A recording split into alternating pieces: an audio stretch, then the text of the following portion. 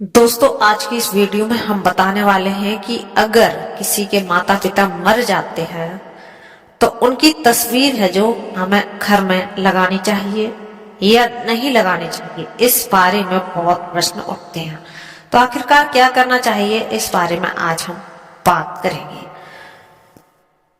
क्या इसका कोई आध्यात्मिक प्रभाव है और भगवान शिव इस विषय में क्या कहते हैं। दोस्तों, आज की इस अलौकिक कथा में भगवान शिव स्वयं एक भक्त को इस रहस्य से अवगत कराते हैं। मित्रों, प्राचीन समय की बात है। एक दिन गरुड़ देव धरती लोक का भ्रमण कर रहे थे। तभी उन्होंने देखा कि कुछ लोग मृत व्यक्ति की चिता के पास खड़े होकर रो रहे हैं और मन ही मन दुखी हो रहे हैं। इसके बाद कुछ समय बाद मृत व्यक्ति के परिजन उस मृत व्यक्ति की तस्वीर अपने घर में लगा देते और अपने समक्ष बैठकर उसको याद करने लगते। यह दृश्य देखकर गरुड़ देव आश्चर्यचकित हो जाते हैं और सोचने लगते हैं कि आखिर इस व्यक्ति की मृत्यु के पश्चात इसके परिजनों ने इसकी तस्वीर घर में क्यों लगाई है।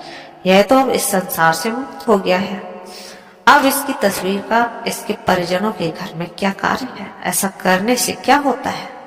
क्या ऐसा करने से समस्त परिवार के व्यक्तियों को मृत परिजन का आशीर्वाद प्राप्त होता है या इसका अन्य ही कोई अर्थ होता है। गरुड़ देव उस दृश्य को देखकर कुछ भी समझ नहीं पाए और अपने प्रश्नों का उत्तर पाने के लिए निकल दिए। भगवान विष्णु के पास गए। भगवान विष्णु के पास पहुंचकर गरुड़ देव उन्हें प्रणाम करते हैं।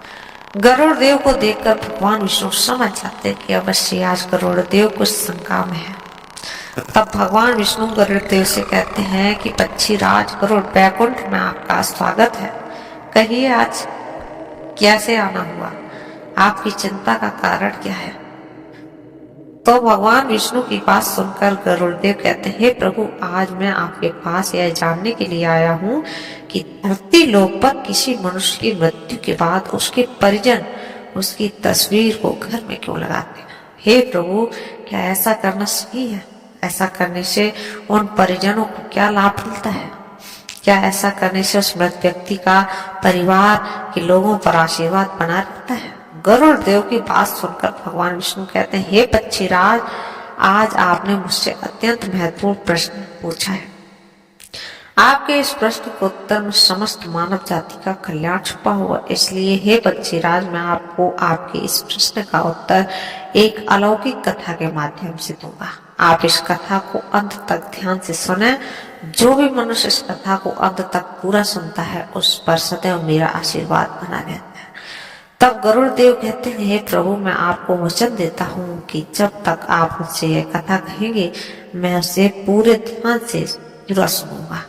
कृपया अब आप मुझसे वह कथा कहिए। फिर भगवान विष्णु कथा सुनाने लगते हैं और कहते हैं, हे पक्षीराज गरुड़, प्राचीन समय की बात है। काशी देश में एक युवक रहता था जिसका नाम था मनोज। मनोज भगवान शिव का भक्त था। वह सदैव सत्य धर्म का पालन करने वाला और अपने माता पिता की सेवा करने वाला व्यक्ति था। सभी प्रकार समय व्यतीत होता रहा और वह अपने माता पिता के साथ सुखपूर्वक जीवन व्यतीत करता रहा। और मनोज की पत्नी का नाम गीता था। गीता भी सत्य धर्म पर चलकर आगे की ओर बढ़ती रही।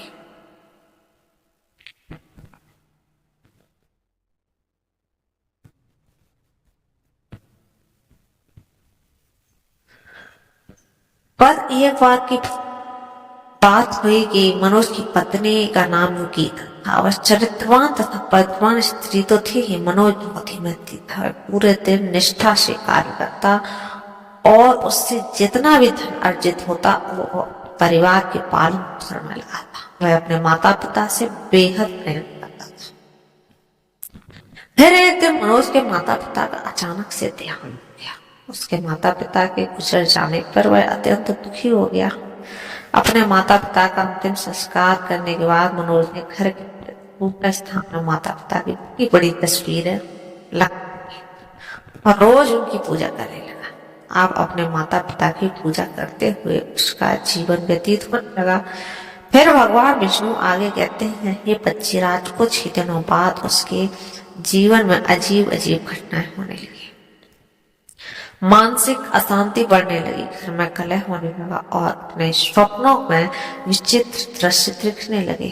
अब उसका अपनी पत्नी गीता के साथ रोजाना झगड़ने लगा। अब मनोज का मन पूरी तरह बिछड़ गया और एक दिन वह गंगा के किनारे बैठकर रोने लगा। गंगा के किनारे एक शिवलिंग रखा हुआ था। वह शिवलिंग के आगे हाथ जोड़ने लगा और प्रार्थना करने लगा। वह कहने लगा, हे शिव शंभु, हे महादेव, कृपा करो, मेरा मार्गदर्शन दीजिए। मैं अपने माता पिता की तस्वीर लगाकर उन्हें श्रद्धांजलि दे रहा हूँ, फिर मेरे जीवन में अशांति क्यों है? मित्रों, वह सच्चे मन से भगवान शिव से प्रार्थना कर ही रहा कि उसी क्षण दिव्य प्रकाश प्रकट हुआ।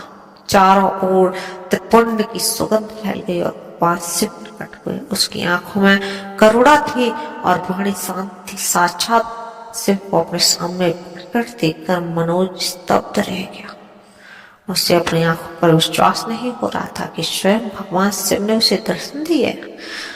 फिर कुछ हिम्मत करके भगवान शिव से बोला, हे प्रभु, आपने मुझे दर्शन दिए और आपके दर्शन पाकर मेरा जीवन सफल हो गया। अब मेरे मन में किसी भी प्रकार का कोई दोष नहीं बचा है, परंतु हे प्रभु, मैं यह जानना चाहता हूँ कि मेरे जीवन में आ रहे कष्टों का क्या कारण है, जबकि मैं तो रोज अपने माता पिता की तस्वीर के सामने बैठकर उनकी पूजा करता हूँ, फिर भी मेरे जीवन में इतने दुख क्यों हैं?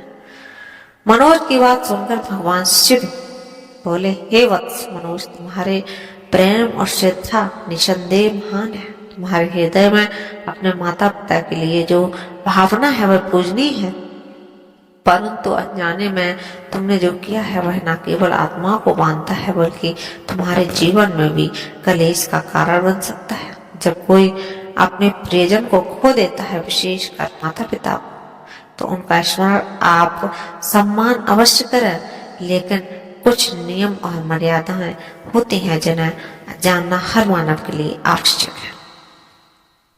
हे वत्स सुनो, मैं तुम्हें 5 दिव्य बातें बताता हूँ जिन्हें हर मनुष्य को जानना चाहिए और समझना चाहिए।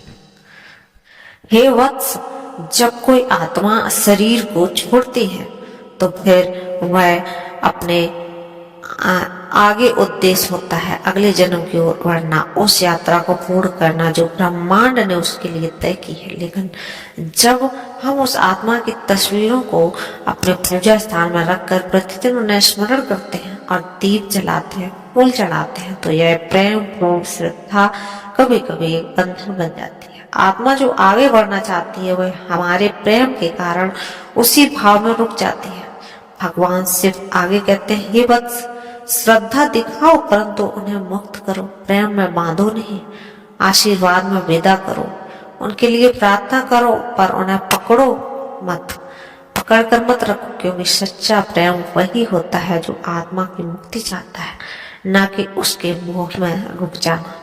भगवान शिव ने शांत स्वर में कहा, हे वत्स, यह बात हर गृहस्थ को समझनी चाहिए कि जो स्थान ईश्वर की ऊर्जा से भरपूर होता है, जहाँ मंत्रों की खुशी गूंजती है, जहाँ दीपक की लौ आत्मा को परमात्मा से जोड़ती है, वहाँ मृत व्यक्तियों की तस्वीर नहीं लगानी चाहिए, क्योंकि वह स्थान आत्मा की मुक्ति का केंद्र है, बंधन का नहीं।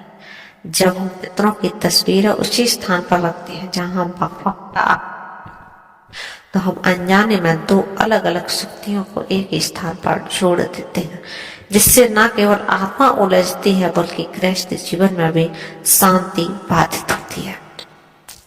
ईश्वर का स्थान आत्मा की मुक्ति का केंद्र होता है, न कि उसके आत्मा, और पितरों का स्थान जो होता है उनका स्मरण का और श्रद्धा का स्थान होता है। इसलिए ईश्वर और पितरों के स्थान को अलग रखो, श्रद्धा को नियम के साथ निभाओ ताकि प्रेम भी बना रहे और आत्मा को मुक्ति भी मिल सके। भगवान शिव आगे कहते हैं, वत्स, यदि तुम्हें अपने माता पिता की तस्वीर घर में लगानी ही है तो ध्यान रखो वह स्थान पूजा स्थल न हो जहाँ भगवान का निवास हो। वहाँ केवल उस शक्ति को उपस्थिति होनी चाहिए जो मोक्ष का मार्ग दिखाती है। माता पिता की तस्वीर को किसी श्रद्धा और स्मृति के रूप में रखो, लेकिन उन पर दीपक या न लगाओ। वह एक श्रद्धांजलि है, आराधना नहीं। वहां होती है जहां हम ईश्वर को आह्वान करते हैं, और स्मृति वहां होती है जहां हम प्रेम को किसी याद करते हैं। भगवान और पूजा में अंतर समझो, चुकी है उसे सम्मान दो, लेकिन ईश्वर की उपासना और आत्मा की स्मृति के मार्ग को एक न करो।